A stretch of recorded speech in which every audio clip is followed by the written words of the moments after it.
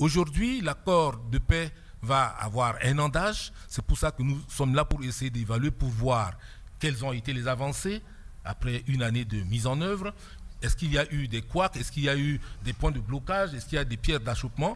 Quelles sont-elles ces pierres d'achoppement? Et éventuellement, s'il y a des défis à relever pour arriver à une paix durable en RCA, quels sont-ils ces défis-là? Voilà de quoi est-ce que nous allons parler. Donc, à première vue, pour commencer de but en blanc, donc on va dire il y a eu les pourparlers de Khartoum qui ont abouti à la mise en œuvre, donc à la signature de cet accord. Dites-moi au jour d'aujourd'hui, par exemple, monsieur le ministre Jean-Willy Birosako, pourquoi est-ce que a-t-on besoin d'un accord politique pour la paix et la réconciliation, pour que la paix revienne dans notre pays? Quelle est la pertinence de cette initiative-là, selon vous? Je vous remercie. Vous savez que le pays étant en crise depuis un certain nombre d'années et de manière beaucoup plus intensive depuis 2012-2013, il y a eu beaucoup de tentatives pour essayer de mettre les Centrafricains d'accord autour d'un principe, autour d'un accord qui puisse amener la paix dans notre pays. Qu'il s'agisse des négociations de Libreville, qu'il s'agisse des négociations de Brazzaville, qu'il s'agisse du Forum national de Bangui, qui était ce grand rendez-vous qui a mobilisé tous les représentants des différentes parties du pays. Et il a fallu, après tous ces accords, la mise en place du DDR, etc., on avait constaté qu'il restait encore des problèmes à résoudre. Et il fallait aller à quelque chose, disons, de plus global, de plus consistant, qui puisse mobiliser tout le monde. Et c'est ainsi, je crois que je parle là vraiment sous le contrôle de mon frère, l'ambassadeur Nahayo, que l'Union européenne, à Bruxelles, a demandé qu'une première rencontre ait lieu autour des principaux acteurs et avec les partenaires, le gouvernement, pour commencer à réfléchir à cette question. Et de là, de Bruxelles, il a été décidé d'aller à Libreville pour étudier une feuille de route, mettre en place un organe qui puisse réellement conduire tout ce processus. Et c'est ainsi qu'est né le panel de l'initiative africaine qui a été entériné en juillet 2017 à Libreville. Puis, il fallait rapidement reprendre, mettre en place les négociations avec les groupes armés. Et c'est ce que, à travers le panel de l'initiative africaine, un long processus a été mis en place pour voir des rencontres périodiques avec les principaux leaders à travers tout le pays, mettre en place les grandes rencontres et aussi mettre en place l'organisation du gouvernement pour être en face des groupes armés et préparer donc cet accord qui devrait être vraiment la conclusion de tous les efforts faits par les uns et les autres, la communauté internationale, le gouvernement et les efforts faits par ces groupes armés à travers les différentes rencontres autour du panel pour aboutir à un accord qui permettrait effectivement d'aller à la paix. Voilà un peu le cheminement qui nous a amenés donc sur ce plan à Khartoum, puis à Bangui pour la signature de cet accord. Voilà qui donne un tout petit peu la genèse justement de cette initiative-là de l'Union africaine qui a conduit donc à l'accord politique de paix. Nous venons donc à l'ambassadeur Adolphe Nahayo. Nous savons que la CEAC a été pour beaucoup justement dans cette démarche qui a conduit à l'accord politique de paix. Je me souviendrai que sur Guira FM, nous étions en train de réfléchir, de faire des projections pour voir qu'est-ce que cela devait être cet accord, est-ce que ça devait marcher ou pas. Dites-nous un tout petit peu quelle était l'idée qui était derrière justement cette initiative et cette initiative à laquelle la CEAC a adhéré promptement et l'a suivi jusqu'au bout. Est-ce que vous pouvez partager un peu cette information avec les Centrafricains, s'il vous plaît? Oui, je vous remercie. Je voudrais d'abord vous dire que la Centrafrique fait partie intégrante de la CEAC. Et lorsqu'un État membre de la communauté est en difficulté, c'est un devoir de solidarité de l'aider à trouver des solutions. Mais aussi, la crise centrafricaine déborde sur les pays voisins, les autres États membres de la CEEAC. C'était donc par devoir, mais également par solidarité, que la CEEAC a tout de suite adhéré en fait, à l'initiative africaine. En fait, au lendemain de son élection, Monsieur le Président de la République a pris contact avec les groupes armés pour commencer à mettre en œuvre l'accord sur le DDR qui avait été signé en marge du Forum national de Bangui. Et certains groupes, malheureusement, ont monté de nouveau les enchères. Et le président a été obligé de faire appel à l'Union africaine pour l'aider à réconcilier les Centrafricains. Et l'Union africaine a dit, nous voulons bien vous aider, mais comme nous sommes dans la région Afrique centrale, nous devrons associer la CEEAC. Et c'est ainsi que nos chefs d'État ont tenu un sommet en novembre 2016 pour adhérer à cette initiative. Et comme disait le ministre et conseiller Willy Biro-Sako, il a fallu que l'Union africaine, la CEEAC, mais aussi d'autres partenaires qui se sont manifestés après en marquant l'intérêt d'aider la Centrafrique à trouver des solutions. Je veux dire entre autres la CIRGL qui à l'époque était présidée par l'Angola, mais également Sant'Egidio, se retrouvent tous à Bruxelles pour décider de travailler ensemble. Et c'est à travers toutes ces démarches que, effectivement, tous les partenaires que je viens de citer et le gouvernement centrafricain ont signé cette feuille de route de l'initiative africaine à Libreville le 21 2017. Et à partir de là, l'Union africaine, la CEEAC, la CIRGL et le gouvernement avons mis en place le panel de facilitation de la mise en œuvre de la feuille d'initiative africaine qui a justement pris contact avec les groupes armés pour leur dire que le temps de la guerre était terminé. Ce n'était pas facile évidemment, parce qu'ils disaient, nous, avec les gens de Bangui, on est habitués, il n'y aura pas la paix. Nous avons dit que nous, on n'a pas fait le déplacement pour encourager la guerre, que nous serons témoins de qui voudra faire la paix ou non. Et progressivement, nous avons fait 3 rounds avec les groupes armés, et au bout du compte, nous avons rassemblé leurs revendications sous des chapitres qui ressemblaient plus ou moins aux recommandations du Forum national de Bangui, que nous avons remis au gouvernement, et le gouvernement a préparé les premières réponses qui devaient servir justement aux discussions de Khartoum, et vous connaissez la suite. Voilà. Voilà, merci Monsieur l'ambassadeur Adolphe Nayo. Une fois de plus, nous sommes encore restés dans l'historique pour voir qu'est-ce qui était derrière justement l'initiative qui a conduit à la signature de l'accord de paix. Raphaël Copé-Soir, nous venons donc à vous, Guira FM vient à vous. On va être direct pour dire, voilà, ça va faire 1 an demain que la PPR a été signée. Dites-nous du point de vue du MLPC, le parti qui est de la majorité présidentielle jusqu'à nouvel avis. Au jour d'aujourd'hui, quel est selon vous ce qui peut justifier de cet accord-là? Est-ce que ça a été pertinent? Est-ce qu'il y a eu des avancées? Quelque chose a changé? Est-ce que quelque chose a-t-il changé dans la vie du Centrafricain depuis que cet accord a été signé? Votre lecture, M. Copé-Soir. Je remercie tout d'abord votre tribune qui offre l'occasion au MLPC, à plusieurs reprises d'ailleurs, de parler de l'accord de Khartoum.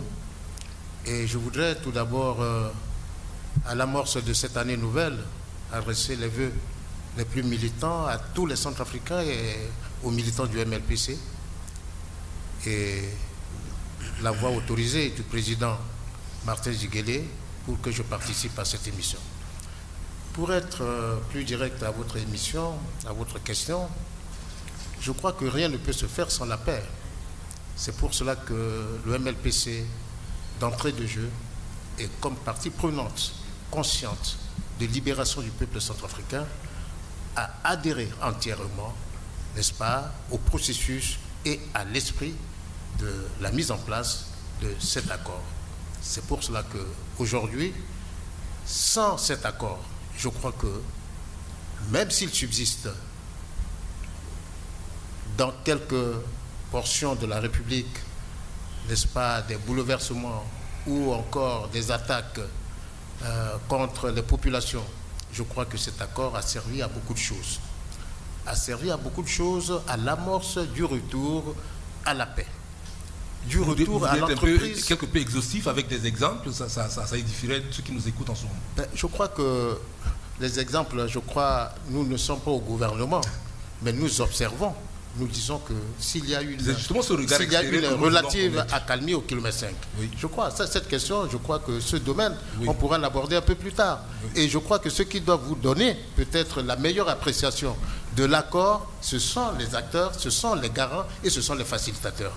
Mais nous, ça c'est notre appréciation, ça c'est notre regard en tant que parti, en tant que Centrafricain, ayant vécu depuis 1 an presque ce que cet accord a dû apporter. Et je vous le dis de manière globale, qu'il y a une relative amorce de retour de la paix. Et nous saluons donc cette initiative. Voilà l'impression que nous pouvons vous donner d'entrée de jeu, n'est-ce pas, à votre question. Merci, M. Kopessoa. Donc, nous arrivons à Lina et Como. La même question va faire le tour de table, c'est de savoir au jour d'aujourd'hui, parce que on ne peut pas dire bilan, mais au moins à 1 an, qu'est-ce qu'on a engrangé comme résultat à cet accord-là. Kessi et Como, voudrez-vous nous dire, vous êtes jeunes. Il semble que c'est aux jeunes que ce conflit a beaucoup fait du tort, mais les jeunes ont aussi quelque peu été pointés du doigt en tant qu'acteurs à cette... Maintenant, vous qui travaillez pour une ONG qui œuvre pour la jeunesse, votre lecture de ce qui s'est passé aujourd'hui, voilà 1 an. Les 14 groupes armés se sont engagés, le gouvernement a aussi pris des engagements dans la mise en œuvre aujourd'hui. Qu'est-ce qui a changé pour le jeune centrafricain Kessi ? Je pense que de manière concrète, au fait, il est difficile aujourd'hui de jauger. Je pense qu'un accord ne peut pas être jaugé au bout d'1 an. Je pense que ça vient avec beaucoup de défis. Il y a beaucoup de choses qui se passent encore, mais... De manière générale, au fait, pour une population comme, surtout la jeunesse et les femmes et de manière plus générale la société civile, mesurer au fait les acquis ou bien les avancées dans cet accord revient au fait à voir au fait leur quotidien, à juger l'amélioration dans leur vie au quotidien. Et quand on prend la carte de la RCA, c'est assez partiel. C'est qu'il y a des évolutions, mais il y a beaucoup de recul aussi. C'est qu'on voit émerger, l'accord est là. Je pense que pour moi, la vraie question, c'est pas 1 an après l'accord, qu'est-ce qu'il en est de l'accord, c'est concrètement qu'est-ce qu'il en est de la vie des Centrafricains là où ils se trouvent. Et on voit au fait le conflit changer. Nous, en travaillant sur le terrain, donc avec mon organisation et en partenariat avec d'autres organisations de jeunes, ce qui nous revient en écho, c'est les choses se sont améliorées dans une certaine mesure, mais on voit émerger de nouvelles choses, de nouveaux types de tensions en fait, et des tensions qui changent un peu l'approche qu'on a de manière générale du conflit en République centrafricaine. C'est qu'on voit, ce n'est plus juste question des 2 groupes qui s'affrontent, mais c'est des groupes qui s'affrontent entre eux et où au milieu duquel se retrouve la société civile et encore plus les jeunes qui sont impliqués ou pas, qui sont victimes ou pas. Et donc c'est de manière ramassée, c'est un peu l'accord est là, peu connu de la jeunesse dans une certaine mesure, vraiment largement parce que le document, et je pense que les garants sont là, peuvent l'assurer, le document, il faut prendre le temps de le comprendre et donc c'est encore un long cheminement qu'il y a en termes de vulgarisation. Pour nous en tant que jeunes, mais aussi en termes d'implication au fait de la population. Donc je parle là principalement des femmes et des jeunes. Notre rôle dans cet accord-là, je pense que ça fera partie des points, je pense qu'on soulignera. On a encore un long chemin devant nous et voilà, on en discutera. Merci Kessi. Je me retourne vers le ministre Jean-Yves Birosako. Avant l'accord, le pays était en grande partie, on le dit encore en grande partie, occupé par des groupes armés qui foisonnent, qui sont en train d'y perpétrer des violations des droits de l'homme, des violences contre les populations civiles. Au jour d'aujourd'hui, nous continuons à compter justement ces cas de violation. Nous avons le cas de Birao qui est illustratif, Alindao, Bria et j'en passe. Alors la question c'est de savoir comment est-ce que, en tant que partie signataire de cet accord, il y a encore des violences qui puissent se perpétrer. Votre lecture en fait en tant que... responsable, par exemple, de la gestion de cet aspect qui est le DDR, RSS et RN. Qu'est-ce que vous en dites pour les Centrafricains ? Non, moi je crois que l'APPR a apporté beaucoup. Beaucoup en termes de changement de logiciel, de changement de type de comportement. Avant l'APPR, le gouvernement, les groupes armés étaient face à face en confrontation. Il n'y avait pas de véritable dialogue. Il n'y avait pas des opportunités pour qu'on essaie vraiment d'aller vraiment vers une réconciliation, vers une paix durable. Et c'est ce que l'initiative africaine a permis de mettre en place très rapidement. Créer ce cadre de dialogue. C'est pourquoi, avant l'accord même de l'APPR, l'essentiel, c'était le dialogue qui avait commencé déjà au forum et ensuite, par la suite, avec les différentes rencontres du panel et les rencontres, déjà les premières rencontres des groupes armés pour identifier ce qui reproche à l'État, pour identifier ce qui ne va pas dans le pays et pour apporter, disons, leur manière de voir aussi la République. Et le gouvernement aussi, conscient de cette situation, a commencé donc à réfléchir à comment trouver des solutions à tous ces problèmes. Voilà. Donc on est parti d'une zone de confrontation à une zone de conciliation, de dialogue, de paix. Et vous avez vu, depuis le dialogue, il a été mis depuis l'accord, il a été mis en place plusieurs organes qui sont des organes, qu'il s'agisse du comité exécutif et de suivi, de la commission les CMOP, les CEMOM, les CNS, donc des cadres où non seulement le gouvernement, mais le gouvernement avec les groupes armés se retrouvent pour réfléchir à ce qu'on peut faire de mieux pour notre pays. C'est déjà un cadre de dialogue. Et depuis la mise en place de tous ces organes-là, les groupes armés y viennent. Même si quelquefois on entend des réactions pour dire que nous, on suspend notre participation, mais la semaine d'après, vous voyez, on revient toujours. Et ces différents organes fonctionnent. Ces différents organes permettent à chacun de venir librement exprimer ce qu'il souhaite pour notre pays. Donc c'est un cadre qui est très important et qui change complètement. Et vous avez dit, ma fille venait de le dire aussi, que les conflits qui surgissent actuellement, c'est surtout les conflits au sein des groupes qui étaient hier des alliés. Et c'est ça qui embrouille tout. Ce ne sont pas des groupes, c'est pas une confrontation groupe armé avec gouvernement. Ce sont des groupes armés entre eux. Malheureusement, les victimes, ce sont les pauvres populations qui, vraiment, comme vraiment le pauvre qui est mis au milieu, reçoit les contre-coups et reçoit les débordements des comportements de ces gens. Mais aujourd'hui, je pense que nous allons vers cet anniversaire pour que ces différents partenaires, ces différents acteurs, ces parties prenantes de l'accord puissent venir dire clairement au peuple centrafricain: nous nous sommes engagés, mais nous devons respecter notre parole. Nous devions continuer, nous devions soutenir le gouvernement et permettre au gouvernement de pouvoir continuer à asseoir l'autorité de l'État sur toute l'étendue du territoire, à donner la possibilité au gouvernement de reprendre les programmes de développement, donner le programme au gouvernement, donner les moyens au gouvernement de s'occuper des jeunes, des femmes, des déshérités, etc. Donc nous avons beaucoup plus de cas sociaux qui méritent qu'on puisse s'y pencher, mais ce que pour l'instant les quelques conflits dans certaines zones encore empêchent vraiment de pouvoir réellement les réaliser. Voilà, donc, mais en fait, pour le centrafricain, les avancées de l'APPR doivent se mesurer dans son vécu de tous les jours. Je crois que c'est ce qui a été soulevé ici par Kessi et Kobo. À chaque fois quand il y a des violations, à chaque fois quand il y a des violences qui sont perpétrées quelque part, on dit cet accord a été signé, nous on n'en voit pas les retombées, mais nous savons aussi que cet accord est observé par des garants, par des facilitateurs. C'est pour ça que je reviens à Adolphe Nayo. Vous avez eu à jouer un rôle majeur quand il s'agit à chaque fois, quand il y a par exemple des boutades, quand il y a des revirements par exemple, que sais-je, à Bokolobo, à Bria, à Birao. La CEAC est là sur le terrain dans l'évaluation et tout ça. Voulez-vous nous dire, au jour d'aujourd'hui, de l'action que vous avez menée, qu'est-ce qui a marché, qu'est-ce qui n'a pas marché, et puis quels sont les défis que vous, CEAC, en tant que garant avec l'Union africaine, vous pensez relever pour que les avancées puissent être plus substantielles? Je vous remercie. Je voudrais d'abord vous rappeler que, je crois que le ministre et conseiller l'a dit, le conflit centrafricain date pratiquement de 2 décennies.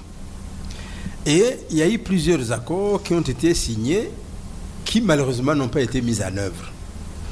Et ce que nous avons perçu chez les groupes armés à un moment, c'est qu'ils croyaient que l'accord politique pour la paix et la réconciliation en RCA était un accord comme les autres.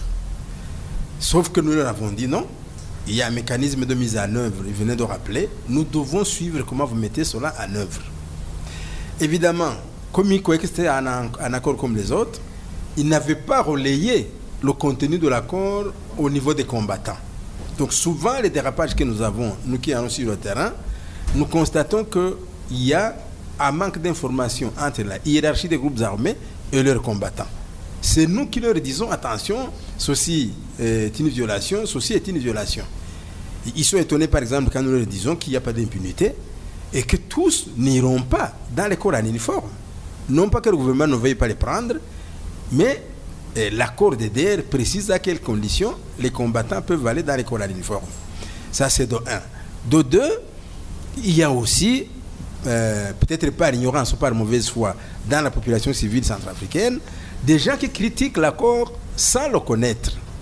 Du coup, quand les combattants des groupes armés qui étaient déjà sceptiques entendent leurs compatriotes de la société civile critiquer l'accord, ils disent, mais finalement, ce n'est pas nous seuls qui croyons pas dans l'accord. Mais, petit à petit, nous réussissons quand même à avoir des progrès. Dans notre démarche, nous commençons par conseiller, mettre en garde. Mais quand ça ne va pas, et selon les moyens, parce que nous dépendons sur les sanctions extrêmes de la MINUSCA, qui est le bras armé du gouvernement, on va vers la pression militaire. Nous l'avons fait lorsque Abdoulaye Miskin, malgré qu'il venait de signer l'accord, a bloqué la route Bangui-Beloko. Nous l'avons fait lorsque Sidiki a refusé de livrer ces combattants qui avaient fait des massacres à Kundji et les Mouna. Bon, nous venons de le faire à Alindao, entre Alindao et Bambari, parce que Daras n'avait pas écouté nos conseils. Ça, c'est du côté des relations avec les groupes armés récalcitrants. Mais au niveau du terrain, comme disait le ministre conseiller, l'autorité de l'État avance. Vous savez qu'aujourd'hui, nous avons des FACA à Bria, nous avons des FACA à Kagabandoro, nous avons des gendarmes à Birao et même des FACA. Et cela a été permis grâce à l'accord. Vous savez bien qu'avant, les groupes armés disaient pas de forces régulières dans nos régions. Maintenant, nous leur disons, vous êtes engagés, surtout que on doit créer les unités spéciales mixtes de sécurité. Il faut bien que les forces régulières soient sur place pour composer avec les ex-combattants ces unités-là. Et ça, c'est un. Alors, la préoccupation de la société civile, des femmes et des jeunes, je la comprends. Le pays a été délabré depuis cette vingtaine de conflits. Mais vous savez que les partenaires, chaque fois qu'il y a une lueur, ils avancent un projet. Vous connaissez le projet Londo, par ici, par là. Vous connaissez le projet Bekou, par ici, par là. Mais il faut dire aussi que la tâche est tellement grande, comme disait mademoiselle Ekomo, en une année, on ne peut pas vraiment avoir des résultats palpables sur les 600 000 km², mais je crois que par rapport à ce qui était avant, il y a eu des progrès réels. Voilà, je reste avec vous, monsieur Adolphe Nayo, pour dire, dans l'accord, il est prévu des sanctions en cas de violation, justement, des clauses de cet accord politique. D'aucuns n'a de cesse de crier au diable à chaque fois, mais voilà, il y a ceci qui s'est passé, mais les sanctions contre les groupes armés, ça ne vient pas. Qu'est-ce que vous en dites aujourd'hui? Ces sanctions, ça existe? Les applique-t-on ou est-ce qu'on ne les applique pas pour qu'il y ait une visibilité dans le vécu du Centrafricain? Bon, je vous ai dit tout à l'heure que pour la sanction extrême, nous faisons recours à la MINUSCA. Et je pense que chaque fois qu'elle a été interpellée, elle s'est exécutée. J'ai donné les 3 exemples de Zokumbo, les Mouna et Kundji, et maintenant entre Bambari et Alindao. Pour les autres sanctions, c'est une question de procédure. Vous savez que pour adresser, disons, faire appliquer les sanctions, il faut d'abord prévoir un texte de résolution. Et jusqu'à présent, bon, au niveau de la CAC, nous n'avons pas ces sanctions parce que les sanctions relèvent de du comité du comité paix et sécurité de l'Union africaine ou du Conseil de sécurité. C'est-à-dire qu'il faut préparer des textes de résolution, il faut chercher le consensus pour que ces sanctions soient adoptées. L'Union africaine est en train de travailler et pour que, justement, désormais, ceux qui se rendront coupables des violations de l'accord soient effectivement sanctionnés. Mais, comme vous le savez, ça prend du temps parce que au niveau de l'Union africaine, il va falloir convaincre les membres, la douzaine de membres, la quinzaine de membres plutôt, du comité paix et sécurité de l'Union africaine. La même chose d'ailleurs que pour le Conseil de sécurité. Et malheureusement, pour certains qui ne vivent pas le conflit, ils peuvent tergiverser, mais nous sommes engagés, on va y arriver. Merci, monsieur l'ambassadeur Adolphe Nayo. Je crois que votre explication permet aux Centrafricains lambda qui nous suit de comprendre un tout petit peu le mécanisme qu'il faut mettre en place quand il s'agit, par exemple, d'infliger une sanction et les différents échelons de sanctions. Monsieur Raphaël Kopessoa, vous êtes porte-parole du MLPC. À chaque fois, nous écoutons sur les ondes le président Martin Ziguélé qui intervient parfois ou encore qui dénonce certains agissements des responsables de groupes armés. Nous prenons le cas de Sidiki avec les 3R. Nous prenons aussi le cas justement du cri de cœur d'alarme qu'il a lancé il n'y a pas longtemps, quand il est rentré de Bambari pour parler d'Ali Daras et autres. Au jour d'aujourd'hui, qu'est-ce que vous pensez? Quels sont les autres jalons qu'il faut poser pour que les avancées soient non plus virtuelles, mais réelles sur le terrain? Bien, merci, monsieur le journaliste. D'abord, je regrette le fait que je ne trouve pas autour de cette table un représentant des groupes armés, que je ne trouve pas un représentant du gouvernement, parce qu'il s'agit très bien d'évaluer l'accord de Khartoum une année après. Si c'est monsieur le ministre, je crois qu'il est bien placé, il va peut-être... Son chapeau est grand. C'est beaucoup trop large. Voilà. Certainement qu'il va satisfaire à notre... à vos attentes. Oui. Alors, moi, nous, au MLPC, vous nous entendez, vous le dites. Mais ce que nous disons, c'est qu'il y ait paix en République centrafricaine. Nous sommes victimes, en tant que Centrafricains, nous sommes victimes des groupes armés, n'est-ce pas, de tous les calibres, de toutes les appellations. Mais l'accord de paix de Khartoum a invité tous les Centrafricains, n'est-ce pas, à revenir sur la table des négociations, à revenir en sorte que la paix revienne en République centrafricaine pour la construction de notre pays. Mais il y a eu crise, il y a eu des groupes qui ont pris des armes et nous avons mis en place un mécanisme ou des mécanismes de résolution de cette crise. Je pense très bien qu'il appartient aux garants, aux facilitateurs, au lieu de faire la dissertation au jour le jour pour en fait neutraliser un groupe qui semble contrecarrer ou mettre encore à rude épreuve la population. Moi je pense très bien qu'il faut passer aux actions les plus concrètes. Je crois que pour le Centrafricain lambda, il voit chaque jour des hélicoptères, des avions de chasse, des gens qui sont armés. Ça veut dire qu'ils sont venus de tous les horizons pour secourir, pour rétablir la paix en République centrafricaine. Mais que chaque jour qui passe, il se produit à Lindaou, il se produit dans un autre recoin, n'est-ce pas, de la population. Une agression, n'est-ce pas, d'un groupe armé. Ceux-là qui s'imposent par rapport aux forces qui viennent de l'extérieur pour nous sauver. Moi, je pense que là, il y a une contradiction. Il y a une contradiction. Et là, nous nous demandons, si ce n'est pas une année, mais ça va durer combien de temps? Ça ne va pas durer 40 ans pour que nous vivions. Nous serons exterminés. C'est pour cela que nous, lorsque nous appelons à ce qu'on neutralise les plus véreux de ces groupes armés, je crois, si on commence par couper la tête d'un serpent, je crois que la queue ne fera rien. Ça ne pourra que danser, mais en tout cas, ça ne pourra pas mordre. Moi, je crois que c'est ça la mission que nous demandons des Nations Unies, des pays frères qui viennent, n'est-ce pas, nous aider, parce qu'effectivement, la République centrafricaine, depuis plus d'une décennie, n'a pas une armée, n'a pas une administration, n'a pas vraiment de services compétents pour pouvoir faire face à ces gens qui sont superbement, n'est-ce pas, armés. Moi, je pense que nous, à MLPC, ce cri que nous lançons chaque jour, c'est un cri pour que l'on vienne sauver véritablement la République centrafricaine que de finir tourner autour du pot. Moi, je pense que là, ça c'est peut-être l'expression de la population centrafricaine, c'est l'expression que nous, au MLPC, si nous envisageons d'aller aux élections, dans quelles conditions nous devons aller aux élections? C'est dans un esprit apaisé, sur un terrain bien garanti, bien sécurisé.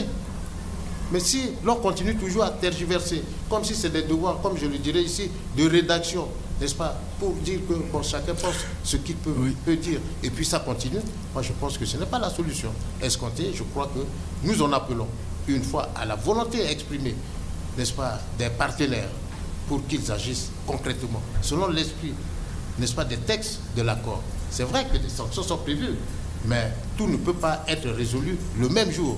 Mais il faudrait que l'on y voit des indices, n'est-ce pas, de réalisation véritable sur le terrain. Voilà ce que je peux dire pour l'instant. Et j'apprécie très bien ce que vient de dire l'ambassadeur et monsieur le ministre, n'est-ce pas, porte-parole. Je crois que le gouvernement et, n'est-ce pas, les partenaires, garants et facilitateurs répondent à l'aspiration, à l'inquiétude du peuple centrafricain pour que la paix véritable revienne dans le pays. Merci, M. Kopessoa. Donc, on en vient donc à Kessie. Kessie, les jeunes, comme je le disais tout à l'heure ici, on sait que comme votre position est celle qu'on ne peut pas évaluer au bout d'un an ce qui peut être fait, mais nous savons que les jeunes ont été suffisamment engagés. Au cours de cette période d'une année de la PPR, quels ont été, selon vous, le rôle que la jeunesse a joué pour ramener la paix, pour quelque peu réduire l'ampleur des écarts ou bien des déviations qui pourraient mettre à mal la mise en œuvre de cet accord-là en Centrafrique? Je vous remercie pour la question et je tenais juste à souligner, en écoutant au fait l'intervention des membres du panel, je me rends compte d'une chose, qu'une fois de plus, au fait, on ne voit la situation que d'un seul côté. Et quelques rares sont blâmés et sur qui on remet la responsabilité, au fait, finalement. Vraiment, en travaillant sur le terrain, on s'est rendu compte d'une chose, c'est que la population centrafricaine n'est pas attentiste. Ça, c'est une première chose à prendre en compte. La population centrafricaine n'attend pas seulement que le gouvernement joue son rôle. Bien sûr, elle demande justice, elle demande que le gouvernement s'engage plus, elle demande un appui plus appuyé au fait de la communauté internationale et autres. Mais ce qu'elle demande aussi, c'est de pouvoir jouer son rôle. Et il y a un élément clé qu'on oublie souvent quand on fait l'analyse au fait de la situation, de la crise en République centrafricaine. On oublie qu'on a eu un forum de Bangui. Et le forum de Bangui est passé un peu dans l'analyse à la trappe un peu. Mais historiquement parlant, je pense que c'est la première fois, l'une des rares, en tout cas l'une des premières fois en RCA, qu'on demande à la population centrafricaine qu'est-ce qu'elle pense, en quoi elle peut contribuer, comment elle voit la situation. Et ça a couvert l'ensemble du territoire. Et ça, c'est quelque chose d'important à prendre en compte. On nous souligne souvent le fait que c'est dans la lignée, tous les documents qui découlent après le forum de Bangui sont dans la lignée du forum de Bangui. C'est vrai, on peut voir le RCPCA, l'accord aussi dont nous parlons aujourd'hui, on découle dans une certaine mesure. Mais le fond, comme je dis, le concret, comme je l'ai dit tout à l'heure, dans la vie du Centrafricain, revient au fait que le cri du cœur qu'il a lancé lors du forum de Bangui continue. Et il ne dit pas que venez tout faire pour moi. Moi, je veux contribuer aussi parce que je vis là. Et c'est ce que quand on va dans les communautés, c'est ce qui ressort au fait. Ils veulent souligner le fait qu'ils ont un rôle à jouer. Et là, je reviens, avant d'en venir vraiment au point sur la jeunesse, et ça rentre dedans aussi, c'est du rôle des populations à la base, tout simplement. J'ai souligné tout à l'heure l'évolution de type de conflit qu'on voit aujourd'hui au sein des communautés. Et quand on va dans les provinces, principalement, ce qu'on nous dit, c'est que mais c'est des choses qu'on pourrait régler, mais il nous faut plus d'appui. Qu'on nous accompagne un peu dans cette dynamique-là. On peut les régler dans une certaine mesure. Parce qu'on prend le cas, j'ai discuté avec le président de la jeunesse de Birao, par exemple. On sait ce qui se passe à Birao, c'est depuis quelque temps. Et le président de la jeunesse nous dit, on aimerait bien faire. Mais au fait, ce qui se passe, c'est on n'a pas d'espace, au fait, pour pouvoir jouer ce rôle-là. On a envie de leur dire que c'est des conflits qui datent historiquement, hein.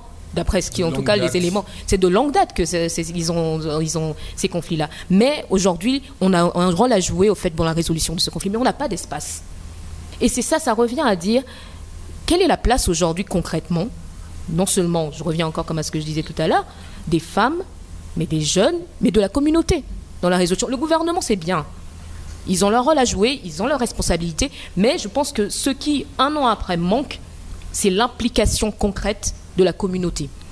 La population, tant qu'on continuera à croire que les populations centrafricaines ne sont que des bénéficiaires de tout un mécanisme qui est mis en place en haut et qui doit descendre vers le bas, je ne pense pas que ça marchera. Parce qu'au quotidien, je ne pense pas que nos dirigeants, nos partis politiques, nos observateurs vivent le quotidien de ces populations-là. Ils sont à même, on va vers eux, généralement, ils se plaignent parce que pendant tout le processus, pendant les 1 an, on va vers eux pour collecter les informations. Ils sont plus, ils donnent des informations, ils se sentent extraits au fait de quelque chose, mais ils se sentent inutiles. Vous voyez, vous êtes humain aussi. Mettez-vous à la place d'une personne qui vit dans un contexte compliqué, qui sait qu'il peut jouer un rôle. Il sait qu'il a besoin d'aide dans une certaine mesure, d'être appuyé, mais au fait, on vient juste prendre des informations et on part.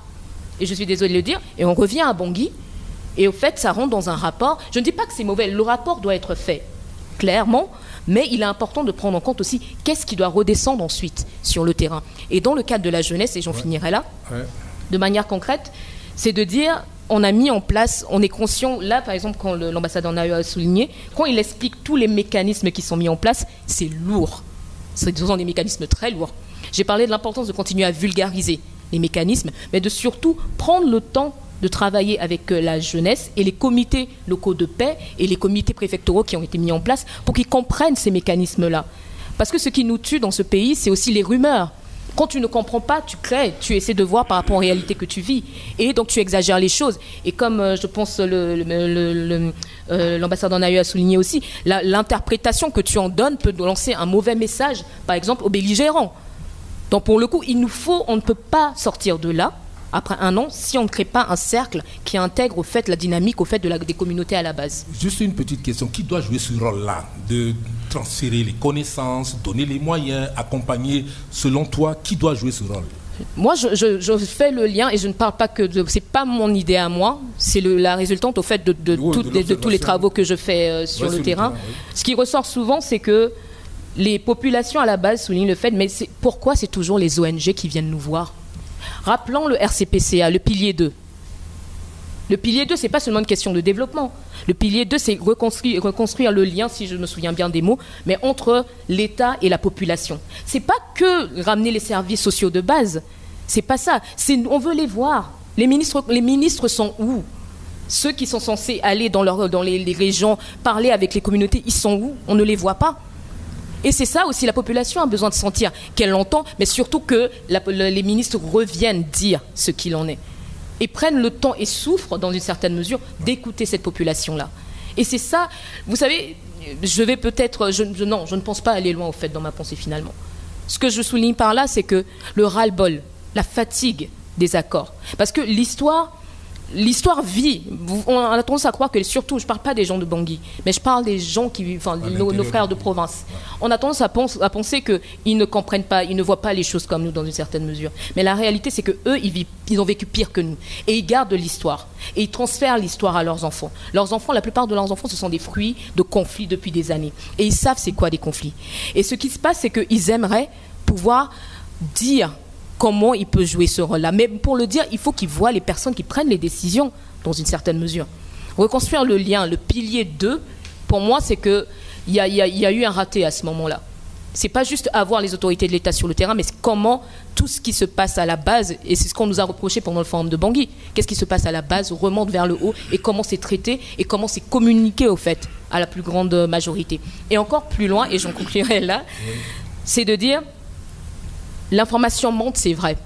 Mais l'information ne doit pas se limiter à nos dirigeants, à notre gouvernement, parce qu'on sait qu'il y a des acteurs tels que la CEAC, l'Union européenne, l'Union africaine, qui sont impliqués dans la dynamique du pays. Il faut que l'information monte là aussi. Pas seulement au niveau du bureau de Bangui, mais aussi au niveau des sièges. Dans le cadre des travaux que je fais, et je travaille beaucoup avec l'Union européenne, le gouvernement américain, différents acteurs, l'information qui remonte, je vous assure, sur ce qui se passe, ça reste des rapports. Mais je pense que les rapports peuvent être améliorés si elles prennent en compte, et les décisions et les appuis peuvent être améliorés si elles prennent en compte la position de la société civile. Merci Kessie. Voilà votre position. Vous avez dit les choses telles que vous le pensez, et effectivement par rapport à votre appréciation. Nous revenons ici sur un volet, monsieur le ministre conseiller, du DDRR fait partie intégrante. Il y a un aspect essentiel qui est aussi consacré dans l'accord politique de paix. Au jour d'aujourd'hui, sur le terrain, les armes circulent encore et continuent de circuler, on continue d'en importer. Nous sommes à ce niveau-là, à un an aujourd'hui. Quel est l'état des lieux de la mise en œuvre de ce programme de DDRR en Centrafrique? Avant de vous répondre sur la mise en œuvre du DDRR, je voudrais revenir sur un point qui est revenu assez souvent, à savoir la communication qui a été faite autour de l'APPR et son acceptation. Est-ce qu'il y a eu suffisamment de communication? Effectivement, le gouvernement a mis en place des organes de communication, de sensibilisation, de vulgarisation de l'APPR. Je crois que c'est piloté par le ministre de la Communication en personne qui devait être avec nous. Oui. Et je sais que mon frère, l'ambassadeur Naoyo, pendant tout le temps qu'il a passé depuis la mise en œuvre du PPR, a passé plus peut-être de 3/4 de son temps sur le terrain qu'à Bangui. Il est parti avec ses organes, avec les ONG, avec d'autres partenaires, vulgarisés. Mais il faudrait aussi qu'on demande aux compatriotes, non seulement d'écouter ce qu'ils ont entendu lors des séminaires, des ateliers et autres, mais qu'ils les assimilent, qu'ils voient là-dedans ce qu'il y a de positif, qu'ils le mettent en œuvre au sein de leur communauté et autour d'eux. Au moins, comme ça, on va commencer quelque chose. Mais sinon, on attendra toujours que le gouvernement, que les partenaires fassent tout à notre place. Pour revenir au DDR, effectivement, vous avez vu tant au forum de Bangui que lors des travaux de l'APPR, le DDR est revenu souvent. Pourquoi? Parce que je crois que c'est le grand nombre d'armes en circulation dans le pays qui fait que la sécurité est fragilisée, la cohésion entre les individus est fragilisée, et c'est pourquoi le gouvernement, et particulièrement le chef de l'État, a mis le DDR dans vraiment les priorités de ses priorités. Et depuis plus de 2 ans, depuis qu'on a élaboré tous les programmes, qu'on a élaboré toute la planification, le DDR a commencé à faire son petit bonhomme de chemin, avec d'abord le projet pilote, et ensuite maintenant toute la mise en œuvre qui a été décidé de commencer vers l'Ouest, vu que les différents leaders des groupes armés de l'Ouest s'étaient portés volontaires pour aller au DDR. Et aujourd'hui, dans l'Ouest, malgré quelques tergiversations peut-être du groupe des 3R, eh bien, le DDR a avancé. Plus de 1000 armes ont déjà été ramassées. Et cette opération continue.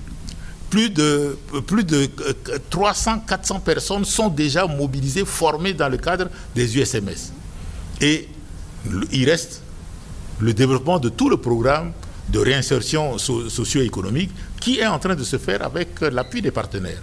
Et ce programme est mené non seulement avec le concours de la MINUSCA, le concours des unités mobiles de l'UNPDDR qui est actif sur le terrain, mais également avec des partenaires qui nous appuient dans ce processus et des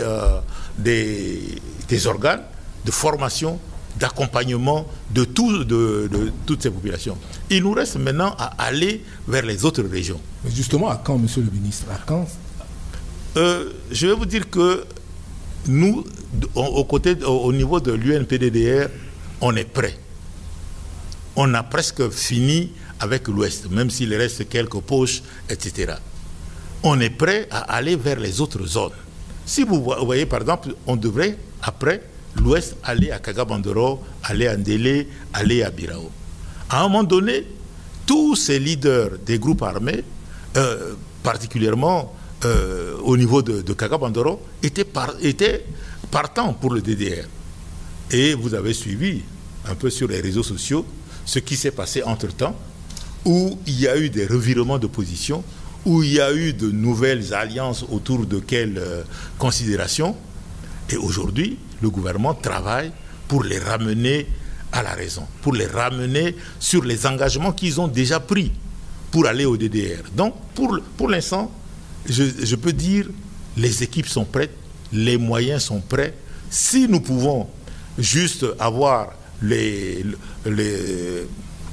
disons, la contribution des différents leaders des groupes armés dans ces zones, le DDR va se déployer à Kakabandoro, à Ndélé, à Birao et pourquoi pas à Lindao ou Bangassou. Donc, nous, de notre côté, DDR, nous sommes prêts, et vous avez suivi hier que le chef de l'État a eu à recevoir l'ambassadeur des États-Unis, qui est l'un des partenaires importants au sein de soutien au DDR, à côté de la Banque mondiale, de la France et autres. Mais le président a reçu hier l'ambassadeur des États-Unis qui est venu mettre à la disposition de l'équipe de mise en œuvre du DDR un expert vraiment de très haut niveau, un expert qui a beaucoup d'expérience à travers le monde et qui est venu nous aider à accélérer la mise en œuvre de tout ce programme. C'est pourquoi, hier, le chef de l'État a consacré un temps important à l'ambassadeur des États-Unis, à ce responsable du département d'État qui était venu aussi pour écouter, voir l'implication, l'engagement de l'État centrafricain à accélérer la mise en œuvre du DDR pour être un peu faire notre plaidoyer auprès du département d'État, auprès du gouvernement américain, pour que vraiment les renforcements en capacité puissent se poursuivre. Nous, pour l'instant, les équipes sont prêtes et peut-être que, comme on le disait hier, il y a la situation de Bangui avec le kilomètre 5 et autres. Après toutes les négociations et autres, il faut peut-être envisager, commencer aussi à Bangui un programme de désarmement, et je crois que les équipes avec la MINUSCA sont pratiquement prêts pour aller vers cette opération. Le Centrafricain aura retenu, Monsieur le ministre Libiro Sako, que le gouvernement est prêt pour poursuivre, pour étendre le programme DDR sur le territoire centrafricain, n'eût été la mauvaise, enfin, est-ce que c'est une mauvaise foi, n'eût été la réserve, la réticence de certaines parties donc dans ce processus. Monsieur Adolphe Nayo, vous avez certainement suivi Monsieur Raphaël Copé, soit tout à l'heure quand il disait, devant ce qui se passe sur le terrain, on assiste à beaucoup de dissertations, beaucoup de rédactions. En tant que garant, les facilitateurs ne sont pas là, mais en tant que garant, qu'est-ce que vous pensez qui devra être fait dorénavant pour passer à la vitesse supérieure, à la montée en puissance justement de l'accompagnement de ce processus pour qu'on puisse avoir une paix véritable en Centrafrique? Bon, je vous remercie. Permettez que je rebondisse sur les observations de Mademoiselle Ekomo sur le désarroi des populations. C'est vraiment dramatique. Comme elle dit, les populations sont dans le désarroi et ont l'impression d'avoir été abandonnées par les pouvoirs publics. Le président a mis en place une équipe de ministres résidents par préfecture. Mais nous qui allons sur le terrain, on ne les voit pas. Les députés, normalement les députés sont censés représenter les intérêts des électeurs. Nous qui allons sur le terrain, on ne les voit pas. Or, la remontée de l'information dont elle parle, c'est vrai, il y a les rapports, mais si le député c'est qu'il doit retourner demander les voix aux électeurs, il devrait suivre ces problèmes-là. Je crois que c'est vraiment une question de conscience nationale. Les partenaires peuvent tout faire, mais pour que les acquis d'un projet soient pérennisés, il faut que les Centrafricains eux-mêmes s'approprient de ces acquis. C'est vraiment l'observation que je voulais faire. Quant aux observations du délégué du MLPC, je comprends son désarroi. Quand on est face à la violence, il faut tout faire pour qu'elle cesse. Sauf que, comme je ne sais pas si vous connaissez tous l'intérieur de votre pays, des fois, la MINUSCA peut vouloir opérer et ne pas pouvoir circuler. Je ne sais pas si vous avez appris dans quelles conditions les casques bleus marocains et cambodgiens sont morts.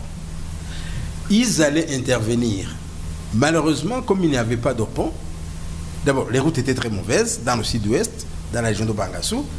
Et quand ils sortaient pour jeter les ponts mobiles, eh bien, les anti-Balaka sont venus les assassiner. Or, ces forces-là, étrangères, ont ce qu'ils appellent des règles d'engagement. Quand ils sont en face d'un danger, mais qu'il n'y a pas de population civile à protéger, ils hésitent. Donc, il faudrait que les gens comprennent qu'il y a des fois des difficultés d'intervention sur le terrain, non pas que les forces ne veulent pas, mais parce que l'infrastructure de mobilité n'existe pas. Et quand on tente même de la mettre en place, eh bien, il y a des gens, il y a des populations, malheureusement, qui ne veulent pas que les choses avancent, qui s'attaquent à ces casques bleus. Vous voyez, ça, ce sont des réalités. Bon, il y a aussi le fait que maintenant, nous sommes dans un processus de mise en œuvre d'un accord. Nous ne pouvons pas non plus, à chaque manquement, alors que nous avons dit que nous sommes partenaires dans un accord, à chaque manquement frapper. J'ai expliqué tout à l'heure que, et je suis étonné qu'il parle seulement de dissertation, alors que j'ai donné quand même 3 cas précis. J'ai dit qu'il y a des étapes. Il y a le dialogue, il y a la mise en garde, il y a la pression et il y a la neutralisation. Voilà comment il faut concevoir les choses. C'est, comment dirais-je, il y a malheureusement, je vous ai dit qu'il y a eu un déficit de communication entre les directions des groupes armés et les combattants, des combattants qui croient encore que tout est permis. Et comme tout le monde le disait, l'accord n'a pas encore atteint toutes les couches de la population, non plus toutes les couches des combattants. Nous y travaillons, mais il faut reconnaître que ce sont des réalités difficiles à affronter. Je ne sais pas si vous vous souvenez de 2017 à Bangassou. La MINUSCA a envoyé des forces spéciales à partir d'ici. Mais à cause des difficultés de mobilité, ces forces sont arrivées 20 jours après le départ d'ici. Le drame était déjà arrivé. Donc il faut que quelque part les Centrafricains comprennent qu'il y a des ingrédients qui malheureusement limitent l'efficacité des gens qui viennent les aider. Merci. Merci, monsieur l'ambassadeur. Donc, on ne va pas vider l'ensemble de tout ce qu'on aura à dire ici, tellement le sujet est intéressant, profond et vraiment avec une grande complexité. Raphaël Kopessoa, au jour d'aujourd'hui, si on devrait faire une projection un an plus loin, c'est-à-dire 6 février 2021, quel est le rêve que vous pensez qui devrait caractériser les projections pour que la mise en œuvre puisse avancer d'un pas de géant? Tout d'abord, je dois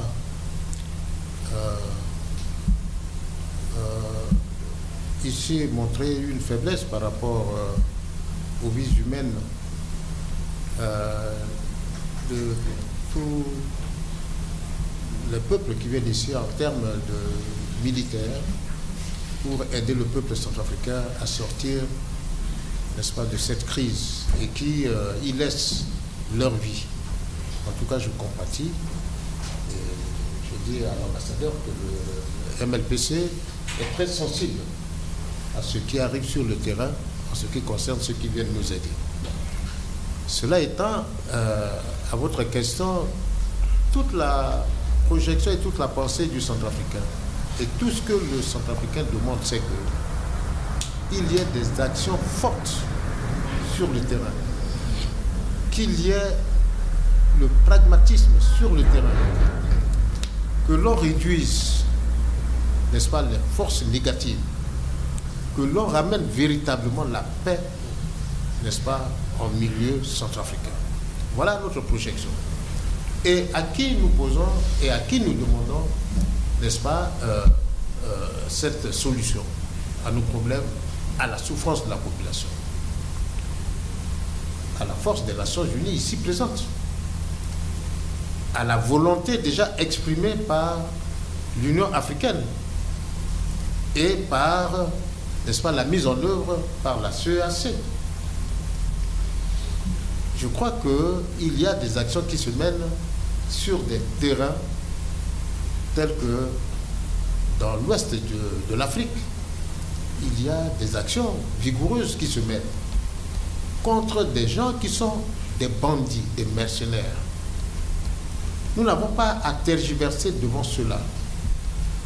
Si au moins 10 actions de cette envergure se menaient contre soit cela que vous appelez Ali Daras, qui persiste depuis combien d'années dans la zone de Bambari, dans la Ouaka, cela qui contrôle de manière très volontariste tout le nord du pays.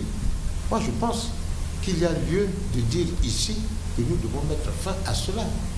Si nous, au niveau de notre administration, au niveau de notre gouvernement, nous n'en avons pas les moyens et qui avons fait appel à la communauté internationale, il faut qu'elle agisse véritablement.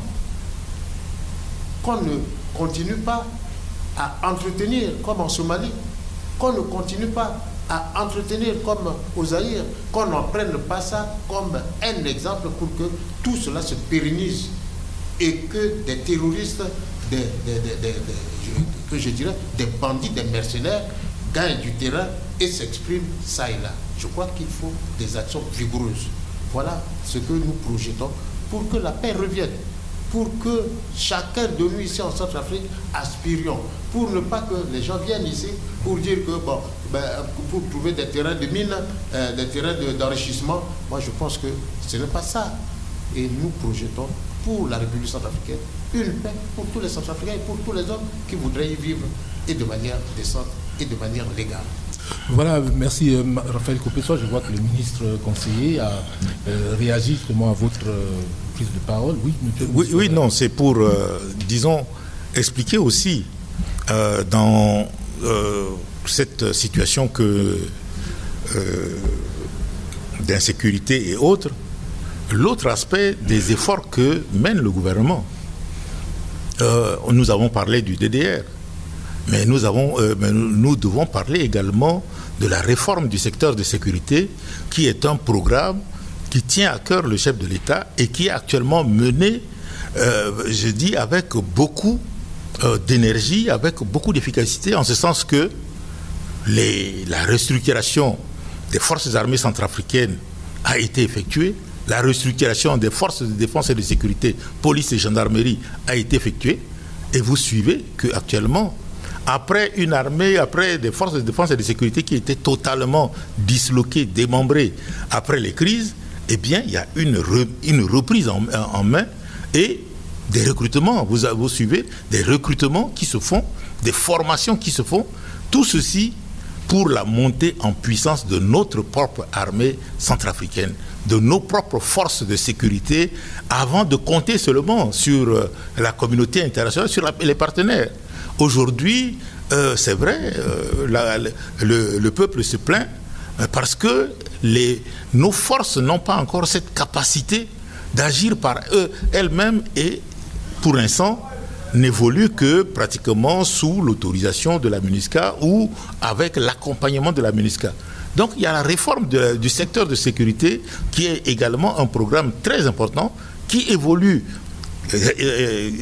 vraiment de manière efficace ces temps-ci, et vous avez suivi la ministre de la Défense peut-être hier ou avant-hier, vous annoncez des recrutements importants pour les FACA, des recrutements importants au niveau de la police et de la gendarmerie. Je crois que cette remontée en puissance, ce renforcement de capacité de nos forces nationales permettront certainement, dans un court délai, d'être capables de réduire cette souffrance des peuples centrafricains en intervenant effectivement pour mettre un terme à toutes ces violences, à toutes ces développements de comportements négatifs. Voilà ce que je voulais dire par rapport à un autre programme qui est très important, la réforme du secteur de sécurité. Oui, monsieur le ministre, puisque vous avez la parole et que nous sommes en train de nous avancer vers la fin de notre émission, si vous avez un message, si vous avez quelque chose à dire aux Centrafricains au jour d'aujourd'hui, un an après la signature de l'accord politique, quel serait ce message-là? Vraiment, le message le plus important pour moi, c'est que nous devons d'abord croire en notre pays. Nous n'en avons pas un autre. Nous n'avons que ce pays. Et nous devrions tout mettre en œuvre pour apporter notre contribution aux efforts que les uns et les autres font, que ce soit le gouvernement, que ce soit la communauté internationale, pour aider à avancer. Il y a des grands programmes qui sont actuellement ficelés, les RCPCA et autres, qui sont prêts à être déployés sur le terrain pour améliorer les conditions de vie des populations, comme Kessie le disait. Mais il faudrait que ces programmes se mettent en place dans les différentes zones, dans la sécurité. Donc il faudrait qu'on se mobilise tous qu'on fasse vraiment, je ne dirais pas un terme que beaucoup utilisent, l'union sacrée. Il nous faut une union, que nous croyons en notre pays, que nous soyons des nationalistes et que nous pensons d'abord que sauver notre pays est notre propre affaire. Voilà ce que je pourrais dire en conclusion de mes interventions. Nous arrivons à l'ambassadeur Adolphe Nayou. 2020, ce sera une année électorale, alors que nous savons que sur le terrain, il y a encore des préoccupations. La circulation n'est pas aussi libre qu'on puisse le penser. En tant que garant, Union africaine, certainement les Nations Unies et tout le reste, qu'est-ce qui est dans le pipeline pour que ces échéances-là ne soient pas perturbées? Je vous remercie. Je voudrais d'abord dire qu'il ne faut pas faire beaucoup de spéculations. En 2015-2016, il y avait autant, si pas plus de violence qu'aujourd'hui. Pourtant, les élections ont eu lieu. Je crois que, justement, à la faveur de l'accord politique pour la paix et la réconciliation en Centrafrique, qui prône la promotion de l'ancrage démocratique, si tous les partenaires centrafricains, le gouvernement, les groupes armés, les forces vives, comprennent qu'on n'a pas d'autre choix que d'aller aux élections pour conforter la paix et la démocratie, on pourra trouver une solution. Je sais en tout cas que la MINUSCA a été instruite de tout faire pour assurer le bon déroulement des élections. Les ministres de la Défense et de l'Intérieur de la Centrafrique nous ont dit la même chose. Je crois qu'ensemble, nous pourrons réussir le pari d'organiser les élections. Je vous remercie. Monsieur Raphaël Kopessoa, s'il y a un message au jour d'aujourd'hui, nous savons que ce n'est pas en un an qu'on peut tout évaluer, qu'on peut tout régler. Les préoccupations sont entières quant aux Centrafricains dont la vie, une seule vie est sacrée, comme on dit. S'il y a un message aujourd'hui, s'il y a de l'espoir dans l'air, quelle est la lecture du MLPC?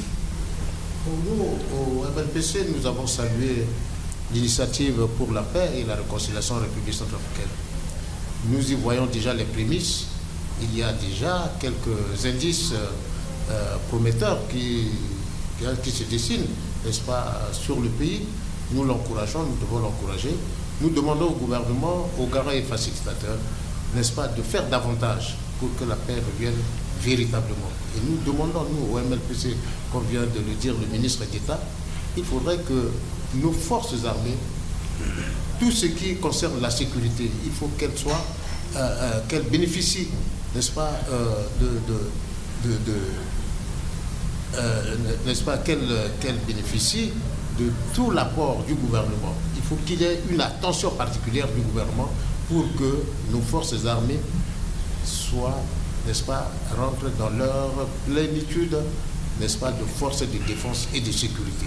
Et qu'il y ait effectivement ce qui est entrepris depuis quelque temps, que nous y voyons un peu cette armée pluraliste, cette armée pluriethnique, qu'elle se dessine pour le bonheur de la République centrafricaine et que le pays soit préservé, qu'on boute hors de notre territoire tout ce qui est mercenaire, tout ce qui est bandit, et que l'on arrête de tenir des entretiens avec cela. Je crois que de manière complaisante, il faut mettre hors du territoire tout ce qui est bandit et que le pays se reconstruise. Voilà, merci Raphaël Kopessoa. On termine avec Kessie et Komo.